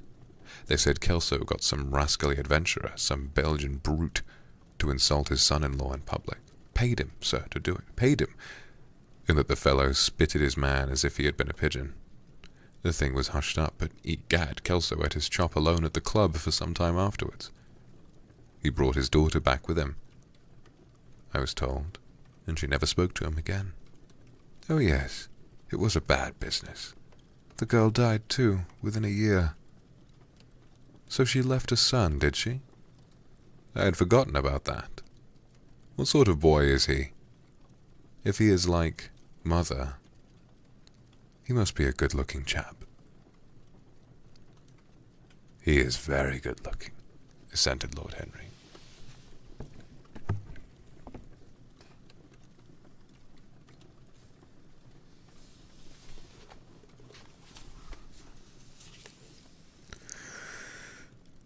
I hope he will fall into proper hands, continued the old man. He should have a pot of money waiting for him if Kelso did the right thing by him. His mother had money too, and the Selby property came to her through her grandfather. Her grandfather hated Kelso, thought him a mean dog. He was too. Came to Madrid once when I was there. Egad, I was ashamed of him. The Queen used to ask me about the English noble, who was always quarrelling with the cabman, about their fares. I made quite a story of it. I didn't dare show my face at court for a month. I hope he treated his grandson better than he did the Jarvies. I don't know, answered Lord Henry. I fancy that the boy will be well off. He is not of age yet. He has Selby, I know. He told me so, and his mother was very beautiful. Margaret Devereux was one of the loveliest creatures I ever saw, Harry. What on earth induced her to behave as she did? I never could understand. She could have married anybody she chose. Carlington was mad after her. She was romantic, though. All the women of that family were. The men were a poor lot, but egad, the women were wonderful. Carlington went on his knees to her. Told me so himself. She laughed at him, and there wasn't a girl in London at the time who wasn't after him. And by the way, Harry, talking about silly marriages, what is this humbug your father tells me about Dartmoor wanting us to marry an American? Ain't English girls good enough for him? Okay, so I better do like a Cockney voice for this guy. Okay. It is rather fashionable to marry Americans just now, Uncle George. I'll back English women against the world, Harry, said Lord Surma, striking the table with his fist. The betting is on the Americans. They don't last, I'm told, muttered his uncle. A long engagement exhausts them, but they are capital at a steeplechase. They take things flying. I don't think Dartmoor has a chance. They're her people, grumbled the old gentleman. Has she got any? Lord Henry shook his head. American girls are as clever at concealing their parents as English women are at concealing their past, he said, rising to go. They're pork-packers, I suppose. I hope so, Uncle George, for Dartmoor's sake. I am told that pork-packing is the most lucrative profession in America, after politics. Is she pretty? She behaves as if she was beautiful. Most American women do. It is the secret of their charm. Why can't these American women stay in their own country? Always telling us that it's the paradise for women. It is. And that's the reason why, like Eve, they are so excessively anxious to get out of it, said Lord Henry. Goodbye, Uncle George. I shall be late for lunch if I stop any longer. Thanks for giving me the information I wanted. I always like to know everything about my new friends. Nothing about my old ones. What are you laughing at, Harry? That Aunt Agatha's? I have asked myself and Mr. Gray. He is her latest protégé. Tell your Aunt Agatha, Harry, not to bother me any more with her charity appeals. I'm sick of them. What a good woman thinks I have nothing to do but write checks for her silly fads. All right, Uncle George, I'll tell her, but it won't have any effect. Philanthropic people lose all sense of humanity. It is their distinguishing characteristic. The old gentleman growled approvingly and rang the bell for his servant. Lord Henry passed up the low arcade into Burlington Street and turned his steps in the direction of Berkeley Square.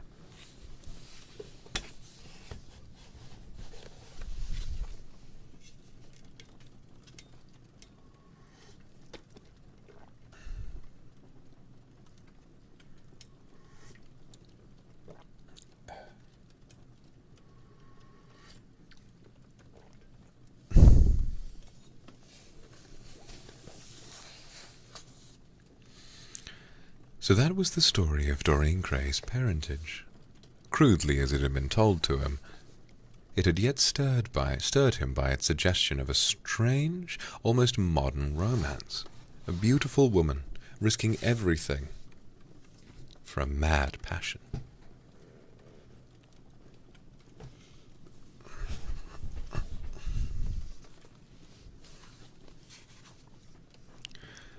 The wild few weeks of happiness cut short by a hideous, treacherous crime, months of voiceless agony, and then a child born in pain, the mother snatched away by death, the boy left to solitude and the tyranny of an old and loveless man. Yes, it was an interesting background. It posed the lad, made him more perfect, as it were. Behind every exquisite thing that existed there was something tragic. Words had to be in travail, that the meanest flower might blow.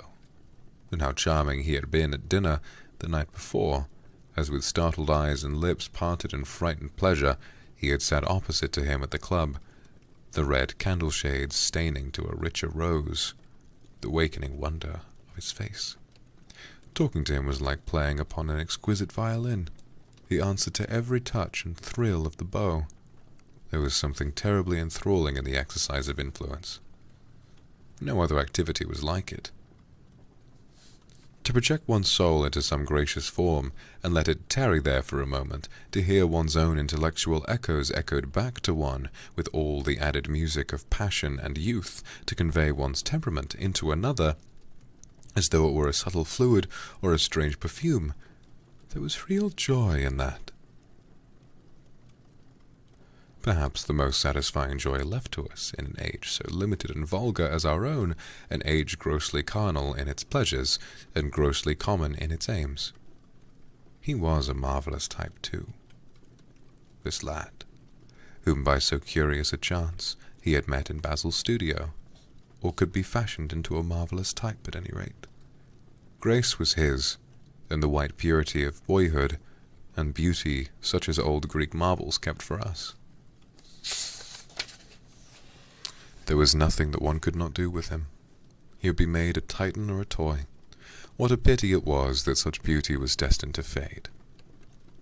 And Basil, from a psychological point of view, how interesting it was. The new manner in art, the fresh mode of looking at life, suggested so strangely by the merely visible presence of one who was unconscious of it all. The silent spirit that dwelt in dim woodland, and walked unseen in open field, suddenly showing herself dryad-like and not unseen in open field. Oh shit, I read that twice. And not afraid, because in his soul, who sought for her there, had been wakened that wonderful vision to which alone are wonderful things revealed, the mere shapes and patterns of things becoming, as it were, refined, and gaining a kind of symbolic value, as though they were themselves patterns of some other and more perfect form, whose shadows they made real.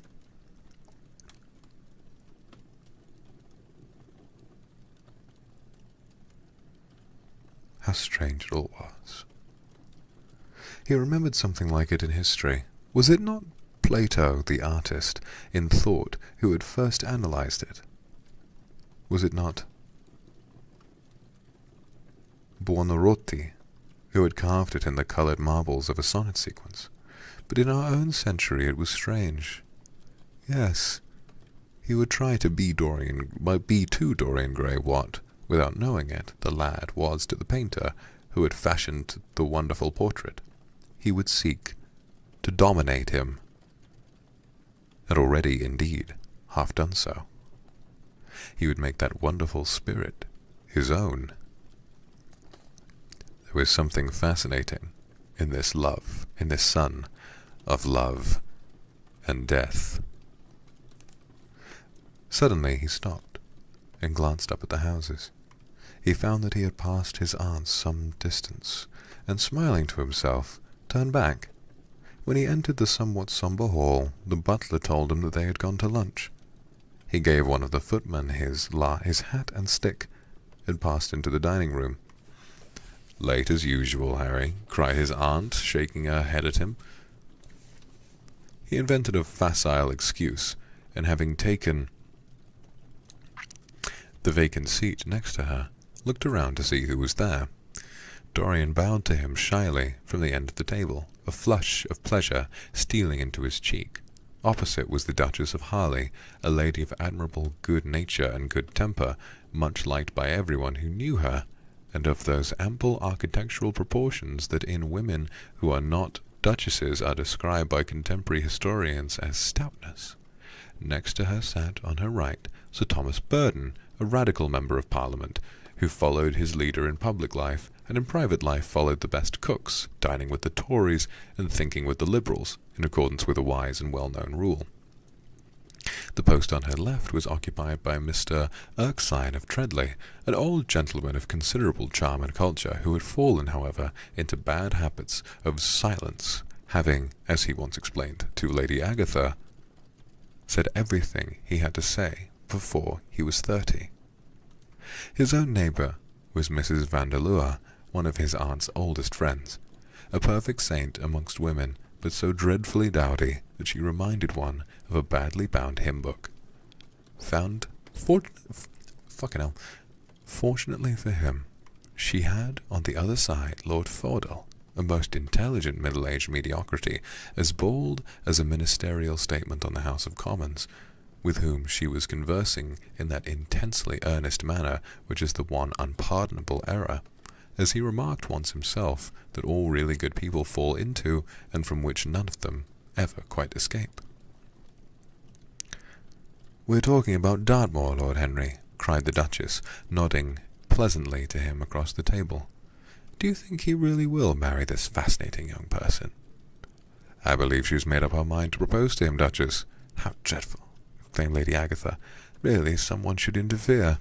I am told, on excellent authority, that her father keeps an American dry goods store," said Sir Thomas Burden, looking supercilious. "My uncle has already suggested pork packing, Sir Thomas." "Dry goods? What are American dry goods?" asked the Duchess, raising her large hands in wonder and accentuating the verb. "American novels," answered Lord Henry, helping himself to some quail. The Duchess looked puzzled. "Don't mind him, dear," whispered Lady Agatha. "He never means anything he says." "When America was discovered," said the radical member, and he began to give some wearisome facts. Like all people who try to exhaust a subject, he exhausted his listeners. The Duchess sighed and exercised her privilege of interruption. I wish to goodness it never had been discovered at all," she exclaimed. "Really, our girls have no chance nowadays. It is most unfair." "Perhaps, after all, America never has been discovered," said Mr. Erskine. "I myself would say that it has been merely detected." "Oh, but I have seen specimens of the inhabitants," answered the Duchess vaguely. "I must confess most of them are extremely pretty, and they dress well, too. They get all their dresses in Paris, which I wish I could afford to do the same." "They say that when good Americans die, they go to Paris," chuckled Sir Thomas, who had a large wardrobe of Humour's cast-off clothes. "Really? And where do bad Americans go when they die?" inquired the Duchess. "They go to America," murmured Lord Henry. Sir Thomas frowned. "I'm afraid that your nephew is prejudiced against that great country," he said to Lady Agatha. "I have travelled all over it, in cars provided by the directors, who, in such matters, are extremely civil." I assure you that it is in an education to visit it. But must we really see Chicago in order to be educated? Asked Mr. Erskine, plaintively. I don't feel up to the journey. Sir Thomas waved his hand. Mr. Erskine of Treadley has the world on his shelves. We practical men like to see things, not to read about them. The Americans are an extremely interesting people. They are absolutely reasonable. I think that this is their distinguishing characteristic. Yes, Mr. Erskine, an absolutely reasonable people. I assure you there is no nonsense about the Americans. How dreadful, cried Lord Henry. I can stand brute force, but brute reason is quite unbearable. There is something unfair about its use. It is hitting below the intellect. I do not understand you, said Sir Thomas, growing rather red. I do, Lord Henry, murmured Mr. Erskine, with a smile. Paradoxes are very well in that way, rejoined the baronet. Was that a paradox? Asked Mr. Erskine. I do not think so. Perhaps it was. Well, the way of paradoxes is the way of truth. To test reality, we must see it on the tightrope, and when the verities become acrobats, we can judge them. Dear me, said Lady Agatha, how you men argue. I'm sure I can never make out what you are talking about. Oh, Harry, I'm quite vexed with you. Why do you try to persuade our nice Mr. Dorian Gray to give up the East End? I assure you he would be quite invaluable. They would love his playing. Oh, I'm hungry.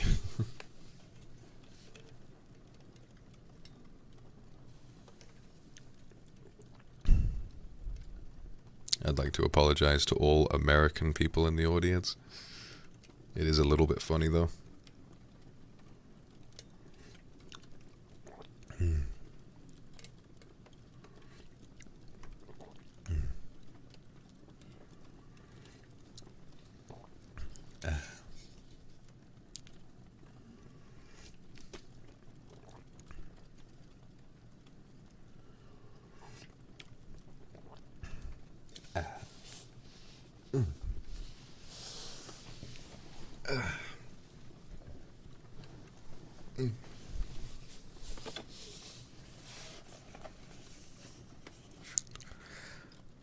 I want him to play to me, cried Lord Henry, smiling, and he looked down at the table and caught a bright, answering glance. But they are so happy in Whitechapel, continued Lady Agatha. I can sympathize with everything except suffering, said Lord Henry, shrugging his shoulders. I cannot sympathize with that. It is too ugly, too horrible, too distressing. There is something terribly morbid in the modern sympathy with pain. One should sympathize with the color, the beauty, the joy of life. The less said about life's sores, the better. Still, the East End is a very important problem, remarked Sir Thomas, with a grave shake of the head. Quite so, answered the young lord. It is the problem of slavery, and we try to solve it by amusing the slaves. The politician looked at him keenly. What change do you propose, then? He asked. I'm just going to read this ahead to make sure I'm not about to read something deeply controversial. This was written more than 100 years ago. Okay, it looks fine. Okay, no, this is fine. Lord Henry laughed. I don't desire to change anything in England except the weather, he answered. I'm quite content with philosophic contemplation, but as the 19th century has gone bankrupt through an over-expenditure of sympathy, I would suggest that we should appeal to science to put us straight. The advantage of the emotions is that they lead us astray, and the advantage of science is that it is not emotional. But we have such grave responsibilities, ventured Mrs. Vandeleur timidly. Terribly grave, echoed Lady Agatha. Lord Henry looked over at Mr. Erskine. Humanity takes itself too seriously. It is the world's original sin.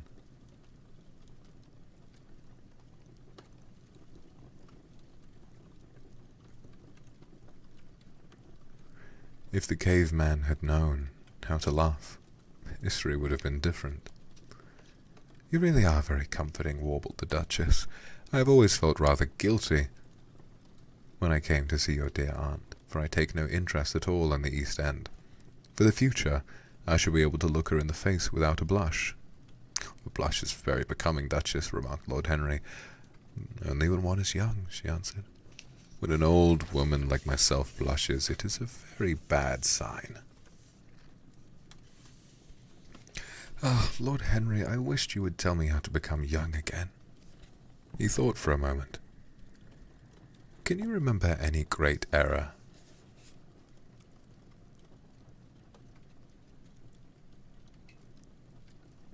"That you committed in your early days, Duchess?" he asked, looking at her across the table. "Ah, a great many, I fear," she cried. "Then commit them over again," he said gravely. "To get back one's youth, one has to merely repeat one's follies." "A delightful theory," she exclaimed. "I must put them into practice." The dangerous theory came from Sir Thomas's tight lips. Lady Agatha shook her head, but could not help being amused. Mr. Erskine listened. "Yes," he continued, "that is one of the great secrets of life. Nowadays most people die a sort of creeping common sense, and discover when it is too late that the only things one never regrets are one's mistakes." A laugh ran around the table. He played with the idea and grew willful, tossed it into the air and transformed it, let it escape and recaptured it, made it iridescent with fancy and winged it with paradox. The praise of folly, as he went on, soared into a philosophy, and philosophy herself became young and catching the mad music of pleasure, wearing, one might fancy, a wine-stained robe, a wreath of ivy, danced like Bacchante over the hills of life, and mocked the slow silliness for being sober. Facts fled before her like frightened forest things. Her white feet trod the huge press at which wise Omar sits, till the seething grape juice rose from around her bare limbs in weaves of purple bubbles, or crawled in red foam over the vat's black, dripping, sloping sides. It was an extraordinary improvisation. He felt that the eyes of Dorian Gray were fixed on him, and that the consciousness that amongst his audience there was one whose temperament he wished to fascinate seemed to give his wit keenness and to lend colour to his imagination. He was brilliant, fantastic, irresponsible. He charmed his listeners out of themselves, and they followed his pipe, laughing. Dorian Gray never took his gaze off of him, but sat like one under a spell, smiles chasing each other over his lips, and wonder growing grave in his darkening eyes.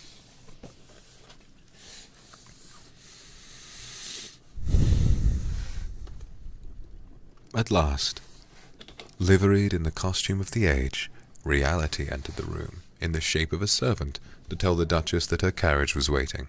She wrung her hands in mock despair. "Oh, how annoying!" she cried. "I must go. I have to call for my husband at the club, to take him to some absurd meeting at Willis's rooms, where he is going to be in the chair. If I am late, he's sure to be furious, and I couldn't have a scene in this bonnet.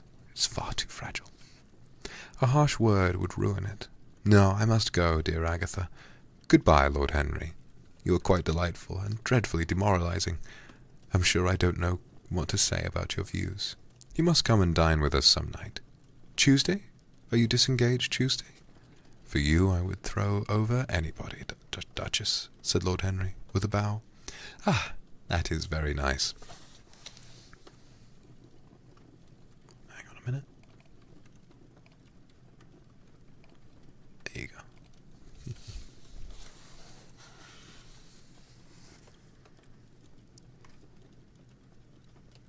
"Ah, that is very nice, and very wrong of you," she cried. "So mind you come," and she swept out of the room, followed by Lady Agatha and the other ladies. When Lord Henry had sat down again, Mr. Erskine moved round, taking a chair close to him, placed a hand upon his arm. "You took books away," he said. "Why don't you write one?" "I am too fond of reading books to care to write them, Mr. Erskine. I should write a novel, certainly, a novel that would be as lovely as a Persian carpet and as unreal. There is no literary public in England for anything except newspapers, primers, and encyclopedias. Of all people in the world, the English have the least sense of the beauty of literature. I fear you are right, smiled Lord Henry. Was it all very bad? Very bad indeed. In fact, I consider you extremely dangerous, and if anything happens to our good Duchess, we shall all look to you as being primarily responsible. But I would like to talk to you about life. The generation into which I was born is tedious. Some day, when you are tired of London, come down to Treadley, and expound to me your philosophy of pleasure over some admirable Burgundy I am fortunate enough to possess. I shall be charmed. A visit to Treadley would be a great privilege. It has a perfect host, and a perfect library. You will complete it, answered the old gentleman with a courteous bow. And now I must bid good-bye to your excellent aunt. I am due to the Athenaeum. It is the hour when we sleep there. All of you, Mr. Erskine? 40 of us, in 40 armchairs. We are practicing for an English Academy of Letters. Lord Henry laughed and rose. I'm going to the park, he cried. As he was passing out of the door, Dorian Gray touched him on the arm. Let me come with you, he murmured. But I thought you had promised Basil Hallward to go and see him, answered Lord Henry. I would sooner come with you. Yes, I feel I must come with you. Do let me. And you will promise to talk to me all the time? No one talks so wonderfully as you do. I have talked quite enough for today, said Lord Henry, smiling. All I want now is to look at life. You may come and look at it with me, if you care to. And so ends chapter 3.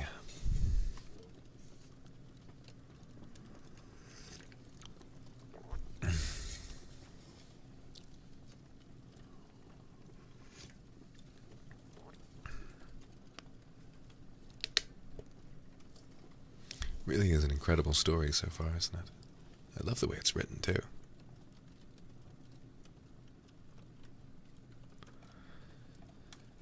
All sleepy. I think once I'm finished today, I might take a nap and then go for dinner somewhere else. I go out tonight. That'd be nice.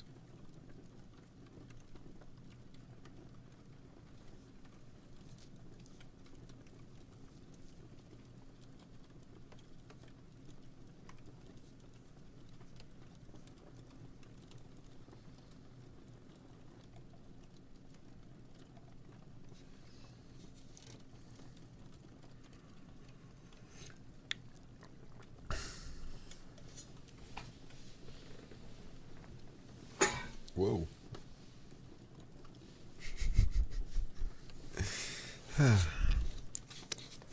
It's like that's a good third of it done so far.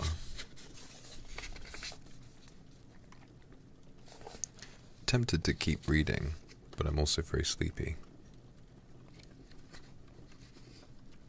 Looks like there are about, there are 20 chapters. We're not going to get through all of this today.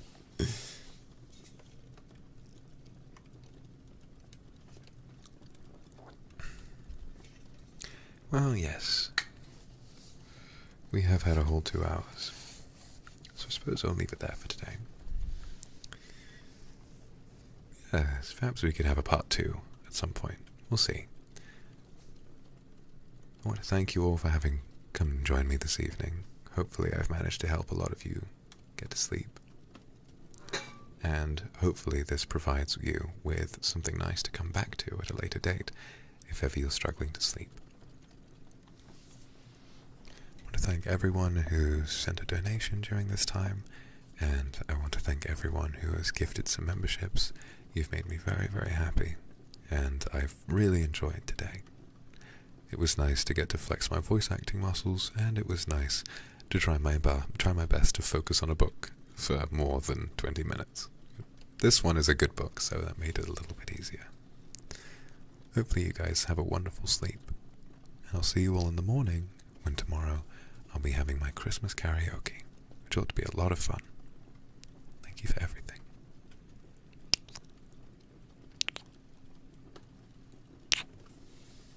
Hope you sleep well, darling.